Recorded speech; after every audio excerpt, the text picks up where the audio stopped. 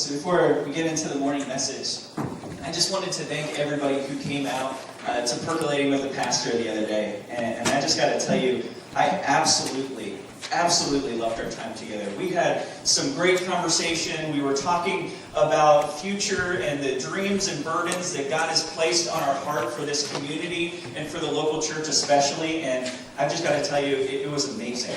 I am so thrilled at what God is doing here. And I was loving how our conversations were just picking up momentum. So I'd encourage you, if you haven't been out to that already, come out this Thursday or the following Thursday. This week we're continuing on with our series called I Am Those People. And we said that there's really two meanings to this series. The first one is that we're going through the book of Luke. And Luke, when he writes this book, he is focusing on Jesus' interactions with the poor, the oppressed, and the marginalized. That's a mega theme in the book of Luke. And so what we've been doing is that we've been looking at these instances where Jesus steps into the lives of the folks that society called those people. We saw that Jesus didn't let any barriers get in his way, but he broke down barriers. And we said that when we follow Jesus, in a sense, we become those people. Right? Because God has called us to live differently. God has called us to live a set-apart life, or a holy life. That's what holy means. It means set apart. And last week, specifically, we focused on Jesus' call for us to love our enemies. I don't know about you, but I kind of wrestled with that one last week. And it took some time that week for the Lord to really work in my heart, because the call to love our enemies is a daunting call.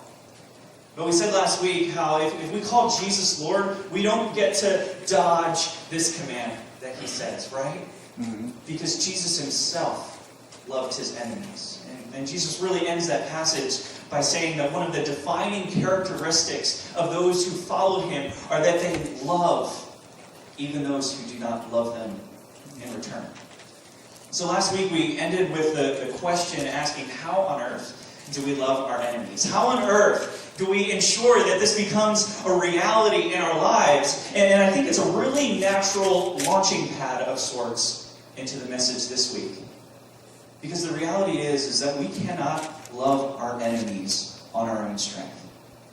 We can look inside of us all we want. We won't be able to manufacture the love we need to love those who do not love us in return. But instead, we have to first receive from the love of God.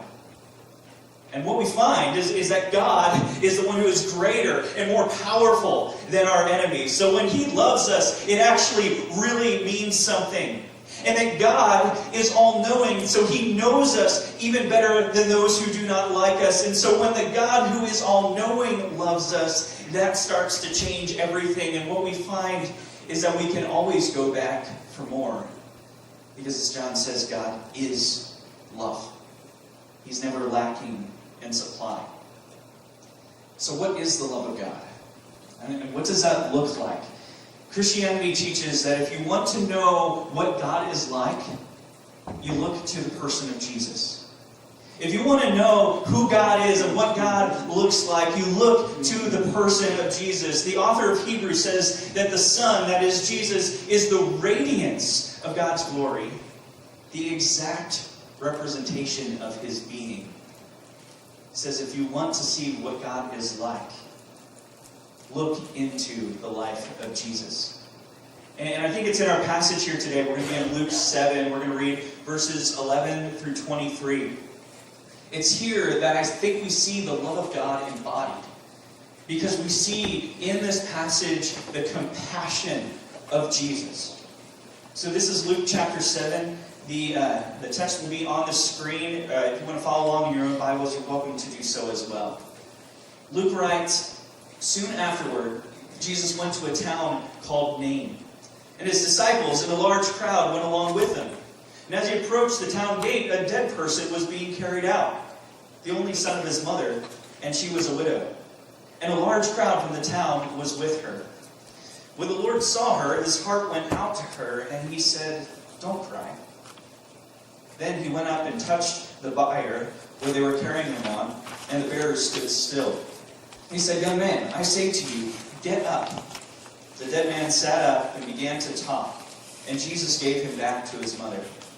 They were all filled with awe and praised God. "A great prophet has appeared among us." They said, "God has come to help his people." This news about Jesus spread all throughout Judea and the surrounding country. John's disciples told him all these things, that is, John the Baptist. Calling two of them, he sent them to the Lord to ask, "Are you the one who is to come, or should we expect someone else?" When the men came to Jesus, they said, "John the Baptist sent us to you to ask, 'Are you the one who is to come, or should we expect someone else?'" At that very time, Jesus cured many who had diseases, sicknesses, and evil spirits, and gave sight to many who were blind. So he replied to the messengers, "Go back and report to John what you have seen and heard. The blind receive sight, the lame walk, those who have leprosy are cleansed, the deaf hear, the dead are raised, and the good news is proclaimed to the poor. Blessed is anyone who does not stumble on account of me." Jesus, we ask that this morning as we gather together, that you would open your word to our hearts. God, that we would see very clearly what you are doing here. And Lord, we ask that you would allow us to see how compassionate you are. And not only that we would see it, Lord, but that we would rest in it. So now, Lord, as John the Baptist said, may I decrease, that you may increase. Amen. So this account that we read today is found only in Luke's Gospel. And you heard me say that Luke's Gospel really focuses on Jesus' care for the poor and for the marginalized. And so it's appropriate. And of the four Gospels, this is the only Gospel where we read this account. It's where Jesus leaves Capernaum, where he just preached the Sermon on the Mount, that very famous sermon. And he travels 25 miles southwest to the town of Nain. And Nain, if you were to go there today, only has about 200 people in it. But at this time, it would have been like a walled city with many people in it. And so one commentator said that this 25-mile journey was about a day's journey. And I'm like, I don't walk 25 miles in one day. They must have been tired by the time they got there. And so he shows up at the gate. And at this point, Jesus has a crowd of people following him. Right? At this point in his ministry, he's quite the popular guy. And so people are following him. They made this trek with him. And as he comes into the town, as he goes through the gate, comes into the town, he reaches another crowd that he sees coming. You know, the crowd that Jesus was with just saw him heal the sick, right? But the crowd that Jesus is running into is actually a funeral procession. And they know it because they see a man being carried out. And in that day, there was no such thing as a closed casket. There was actually no casket at all. It was essentially an open casket, and it was more like a wooden stretcher. And it was required by law that when somebody passed, they would have to bury them that day. So we know that this man would have died that morning, most likely. And so you can imagine the grief and the shock that they're going through here. And when Jesus sees this crowd, he doesn't just see the crowd. Luke says he saw her. And what he's referring to is the widow. The widow would have been leading the pack here. And I think it's hard for us in modern day America to really appreciate what must have been going through her mind. I mean, a widow in that day, in that culture, had zero social support, right? So she would have probably been lonely the rest of her life. And she knows this. So not only is she grieving the loss of her young son, but she's also knowing that she's going to spend the rest of her days lonely. And not only that, she knows that she has no financial support.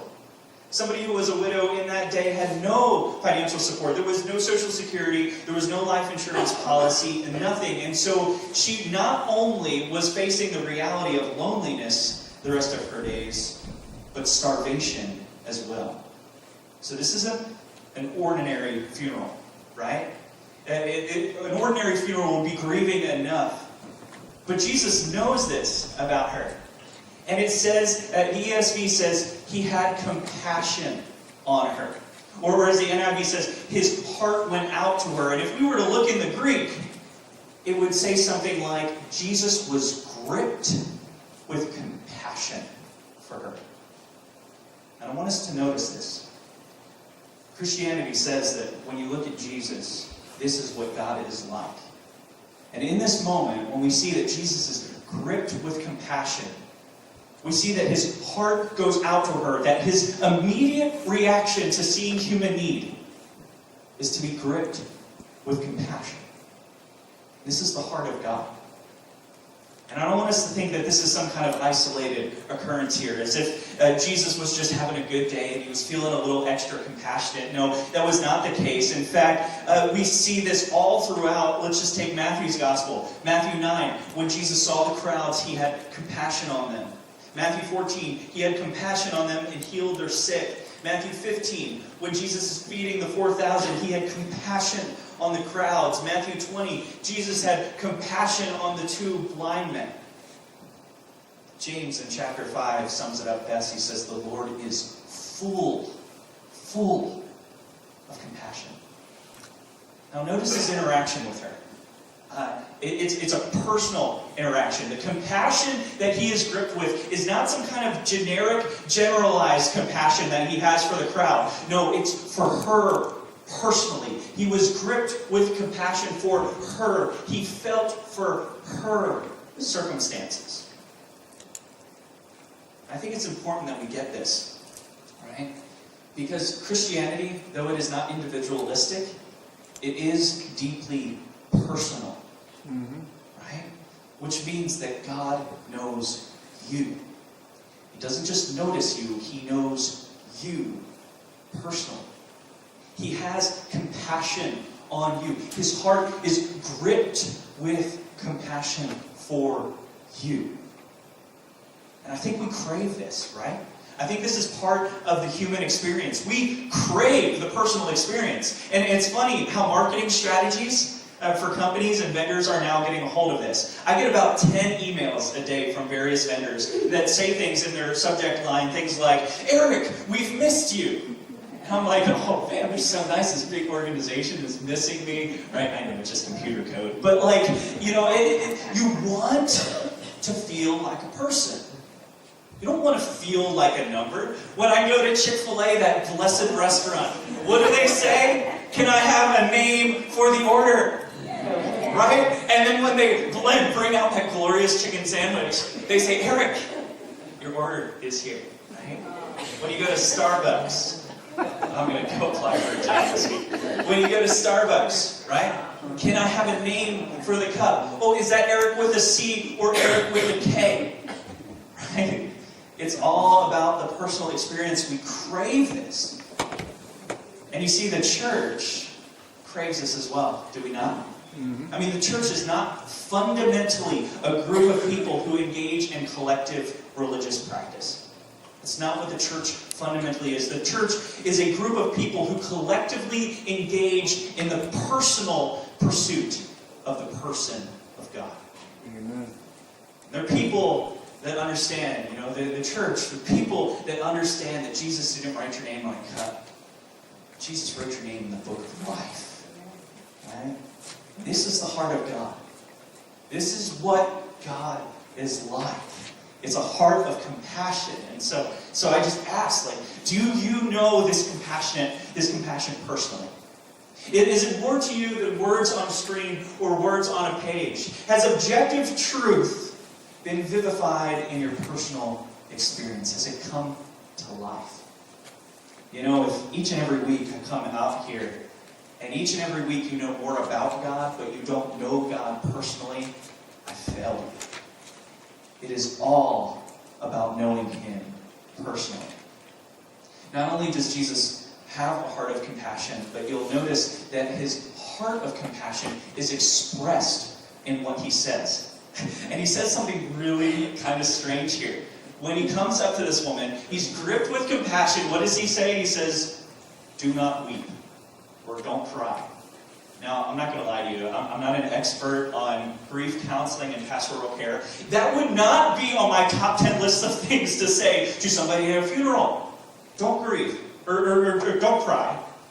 Right? I mean, and here's the power in this. If a human says that, it is strange at best, and it is offensive at worst. See, only God could say such a phrase.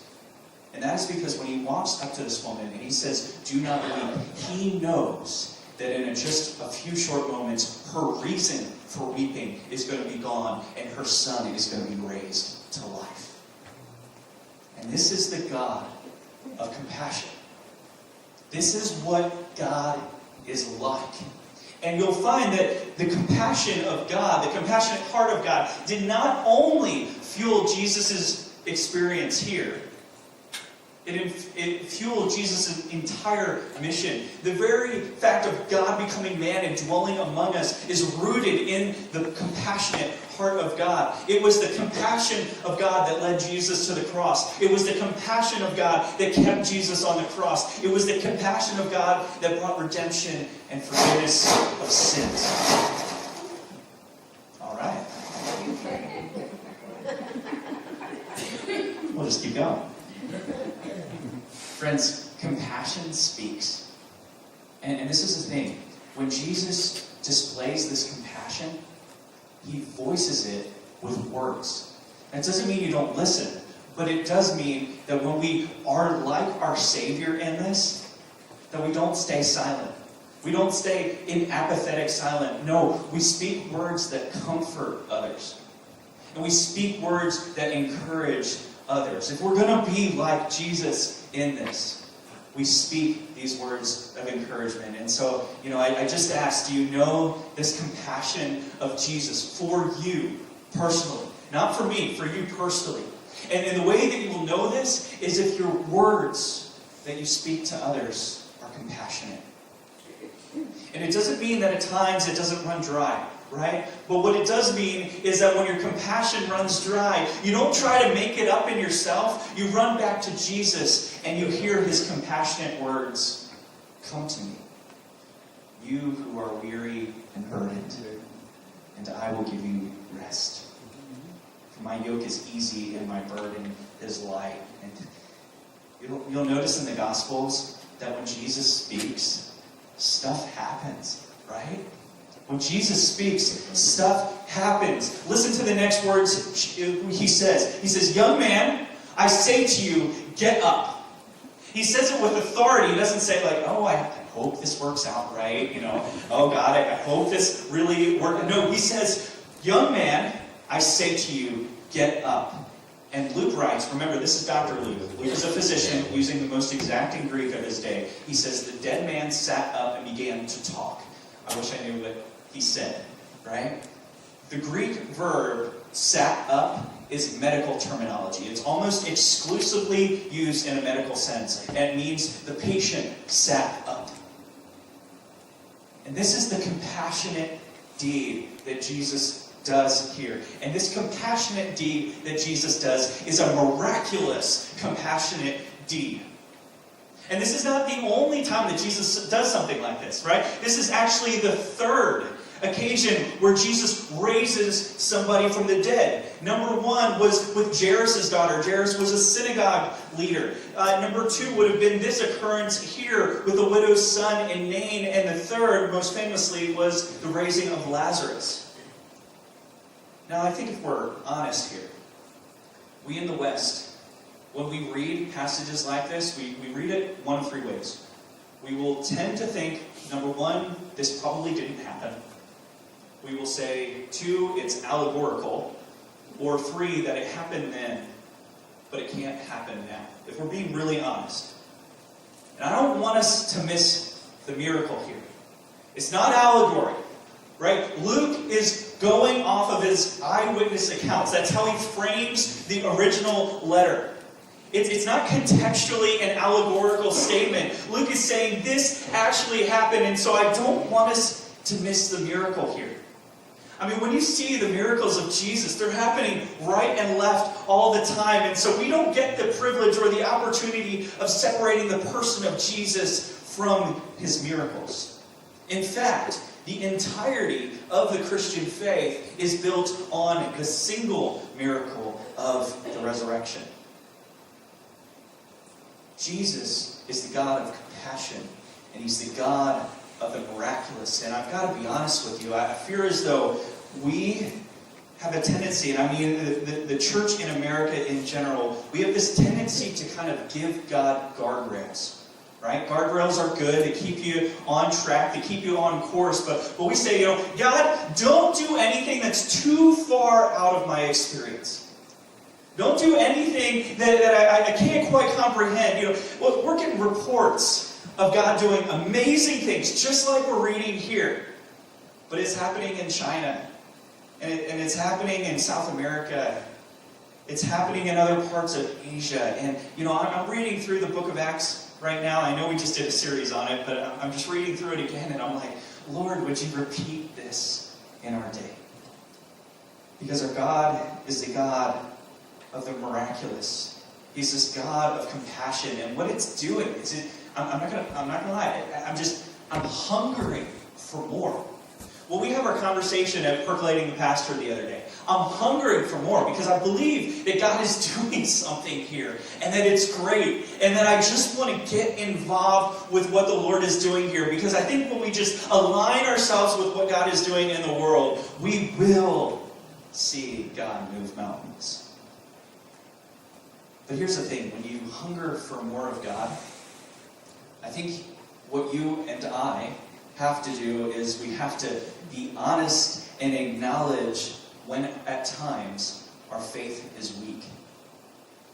And when we feel as though our faith is weak, we can't be afraid to ask the hard questions. Look at this closing account with John the Baptist. At this moment in time, the part we read, the last portion, John the Baptist is in prison.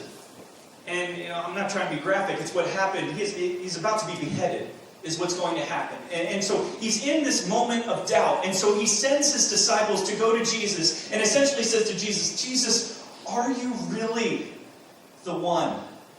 Are you really the Messiah?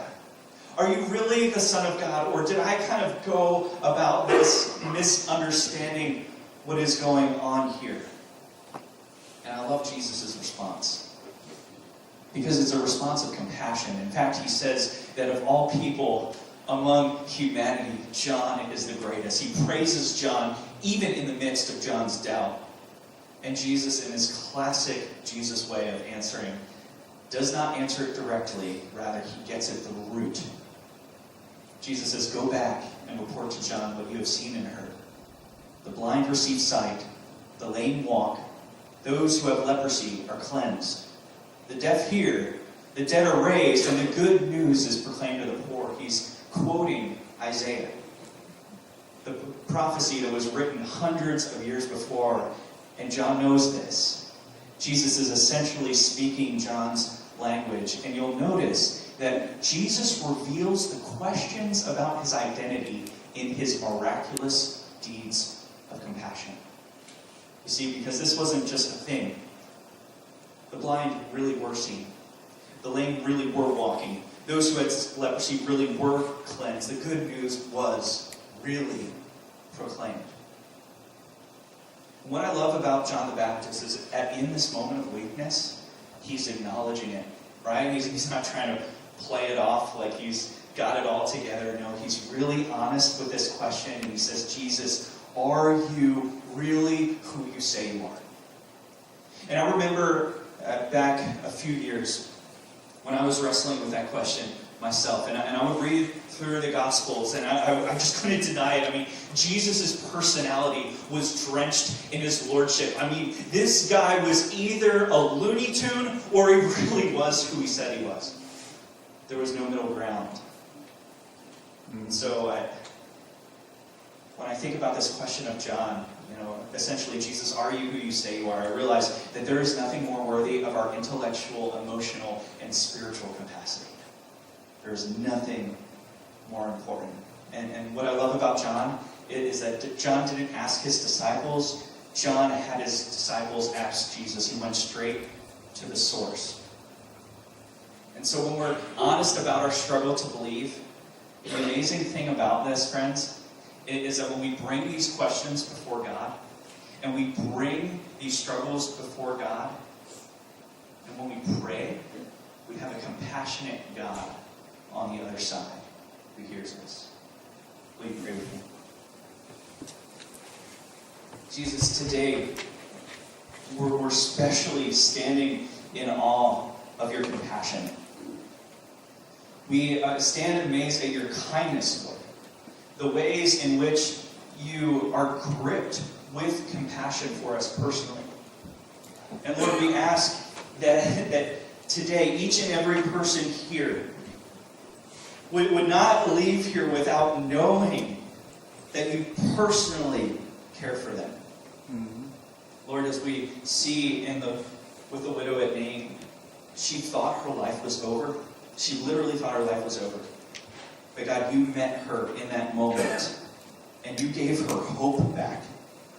And that hope was found in you. And that hope was displayed in your power and in your might. And Lord, with John the Baptist, when he's nearing the end of his life and he's doubting, he's wondering if this was even real, you showed him the truth about who you are. And you displayed your identity by what you have done. And so now, Lord, would you draw us to yourself, that we would know you, delight in you, and know your compassion more and more. In Jesus' name, amen.